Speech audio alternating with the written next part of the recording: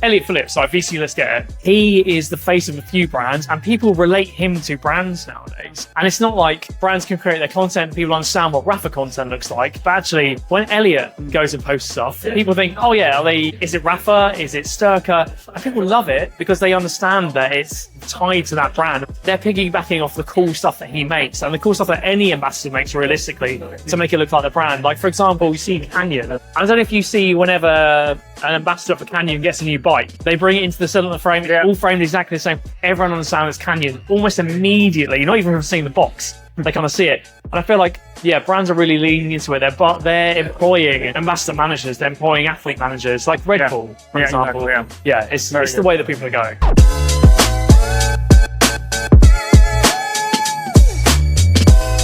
Welcome to Ride Success, the podcast that takes you on a learning journey to a productive, creative, and active life through the power of the bike. In the podcast, I explore cycling's global trends, community needs, innovative business strategies, and the journeys of remarkable individuals in the world of cycling. You are listening to a limited series of recordings during Rouleur Live 2024. This limited series has 11 episodes, and in each episode, the guests are asked 4 key questions. Each of my guests has different insights into where the opportunities for success in the cycling industry lie. So make sure you to subscribe and follow so you'll get notified of new podcasts because they will be released in quick succession. In this episode, I speak with Andrew Richardson. He is the founder at Avalon. He has a unique perspective on the content creator economy and the cycling industry at large. Before we carry on, please remember to subscribe, follow the podcast so you get notified of all the upcoming episodes coming your way, and leave us a review. Now, back to the show. Hi, I'm Andrew Richardson. I'm the founder of Avalon. It is a sports affiliate ambassador and management platform, specifically in the cycling and running industry. Brilliant. Thank you for Andrew for taking the time. No worries, man. I have a few questions that we're going to go through and about the cycling industry. So where do you think cycling companies should prioritize their spending to gain more visibility and engagement? It's a good question. Oh, bloody hell. So I feel like in the last 5 years, the traditional advertising model's kind of changed. It used to be about display ads and Google shopping. But I feel like nowadays everyone's moving towards content creators more than anything else. Like you see like the likes of Chris Hall and Francis Cade, how much revenue they can bring back for one and how much brand awareness they can bring for two. So with the change in like display ads and how people are putting money towards display ads and tracking how money comes back off that as well, I just feel like it's kind of shifting towards the ambassador market more than anything else. Like, for example, you pay Chris Hall the same amount as you pay in display advertising, you're going to make so much better content. And, for example, at Specialized, we kind of moved away from the traditional, like, think about the idea of, do you really react or buy things based off the back of what cycling brands actually tell you to buy? Probably not nowadays. You want to be relatable. You want to relate to the ambassador. Yeah. The ambassadors are the people that are driving things nowadays. You don't really react to the cycling stuff. You react purely to the ambassador. And I feel like that's just the way that people are going. Yeah, it's all about creating that storytelling, authenticity that really resonates with one-to-one. Exactly. See the way that Rafa does stuff, right? Rafa films. Whilst people might react to Rafa stuff and map stuff and panel mail stuff, the Rafa film stuff is beautiful. Like they get more, and even with Sigma Sports, like how they do stuff with Matt Stevens and how they do stuff with Tadej Pogačar, people are reacting more to that than they are to Google Shopping and to display ads. They're actually following them for the content. They're just surpassed 100,000 followers, right? Or YouTube. They are reacting. They're now a content creator, if you think about it. People are coming to them for the content and then it's staying in their minds. And they're thinking, how am I going to buy stuff? I already talk to these guys on social media. I might as well buy stuff from them. I feel like that's, content creation is the key. I mean, that's very good because it ties into my next question, which is, with the rise of content creator economy and transforming the traditional cycling media, as you just mentioned briefly, do you think brands are adapting to the new media? Well, I'm very biased to this, obviously. This is the reason we set up Avalon, solely for this reason. Yeah, massively. Like, for example, we work with 258 brands in the cycling industry to do exactly this. We developed Avalon specifically to allow brands to connect with affiliates and with content creators and influencers and publishers to actually measure the return on investment That's exactly what they do. Yeah. I feel like people are moving away from the traditional model massively, and they're moving massively towards that. Like I touched on the whole specialized thing. We moved massively away from the fact that we were creating content, so giving all of our money to our ambassadors to create content for us and stopping posting on social media. And I feel like that's probably the way people are going. Yeah. So relying on one-to-one. Yeah, exactly. Like, for example, like Elliot Phillips, like VC Let's Get It, he is the face of a few brands and people relate him to brands nowadays. And it's not like brands can create their content and people understand what Rafa content looks like. But actually, when Elliot goes and posts stuff, people think, oh yeah, is it Rafa? Is it Sturka? And people love it because they understand that it's tied to that brand.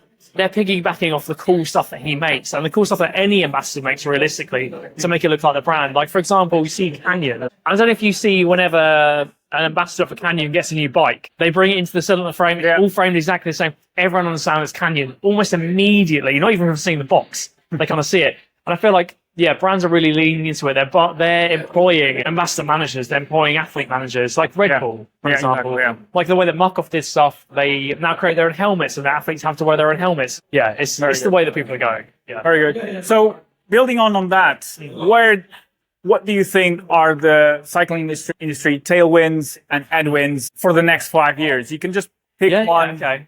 This is actually the one question I didn't prep for. I'll you on the headwinds first. It will be exactly the same as what everybody else says. It's the amount of stock there is and this amount of discounting that's going on in the industry right now. It's huge. Like, we track all the sales that happen on everyone, and the average on a bike right now is like 33%. It's huge. It's like the whole margin that a retailer makes. So one, there's going to be a really big problem with the amount of stock that people have, the fact that people are discounting, and yeah, for tailwinds, it kind of comes off the back of that. It's kind of, I feel like the circular economy is going to become a massive thing over the next 3 or 4 years. Bicycle, Bicycle is like the eBay of bikes. Fucking great. It's absolutely amazing. It's the eBay of bikes, as I said. I don't feel like retailers are prioritizing servicing enough. Like, for example, with active mobility, and probably the guys from Cycling Electric will say the same, active mobility is going to be huge in the future. It should be huge now, but people are prioritizing cars more. But I feel like in the future, it's going to be massively about active mobility. How do people, instead of spending £10,000 on replacing their car when they could buy a car for £5,000, surely people are just going to buy second-hand bikes? I feel like that's the way people are going to go. Like, the bike prices, like buying an S-Works tarmac, it's £13,000. You can buy an Audi second-hand for that. It's ridiculous. I feel like, you go to Bicycle, eBay, anyone like that, you can buy a really good bike, and then the servicing side of that afterwards for a retailer, that's going to be the tailwind. I feel like that's the way people are going. Yeah. Very good. Interesting. So I have one question. So what is one thing that you do every day that enables you to perform at your best? Good question. It's going to be the same as everyone says, just exercise. Exercise is going to be the same thing everyone says. I don't know. I feel like I get up at like 5 every morning anyway. I'll kind of chill out, have a coffee, chill out with my cat for a bit, read a book for like until 6, and then I'll go to the gym or go for a ride or go for a run. I just feel better. And I feel like people that say it's all like clearing your head or getting a bit wrong. It's more about, it gives you the headspace to think about the ideas properly. Yeah. Like, for example, in our business, it's all about technology. I get the best ideas when I'm out for a run or out for a ride. Yeah, that's the way I operate.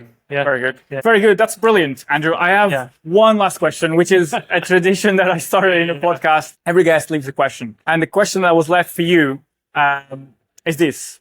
Playing fantasy world, cycling fantasy. If you get to choose 3 people to ride a bike with, dead or alive, who would it be? One is really controversial, Lance Armstrong. Yeah, okay, that's good. That's good. 2 is a mountain biker called Jesse Melamed from Canada. Insane rider. I'm a massive mountain biker, so I love that kind of stuff. And then 3 who would 3 be? Probably Tadej Pogačar. As you say, like, very in demand now. Yeah. I would say Tadej just solely because I saw a piece of content he put up with a Formula 1 driver, and I can't remember who it was. Right. And he was saying that Ferrari one guy. Yes. Lance Stroll. Is it Lance Stroll? I can't remember who it was. Anyway, and he was saying that his output is so insane. Like, I'm not a great road cyclist. That he was basically at his full capacity until he was in like zone 2. And I just want to experience that. I want to see what it's like. And that's it. Yeah, that's who I'd like. You'll be sprinting and he'll be just spinning his legs in zone 1. Exactly. Brilliant. To close, what question would you like to leave to my next guest? What's the biggest lie you've told your other half of your family about the cost of your bike? Is the number 1. Yeah. Brilliant. Yeah, that's it. Brilliant. Thanks, Andrew. Thank you for listening to this quick interview. I'm your host, Pedro Couto Lopez. You can find me under my own name on LinkedIn. You can find Ride to Success on all socials. And let me know if you like this format of shorter, snappier interviews with guests within the cycling industry. And if you like the show, please give us a review, follow, helps us to create better content and bring more guests to the podcast. Make sure you tune in to the next episode, which will be released shortly. Thank you for listening.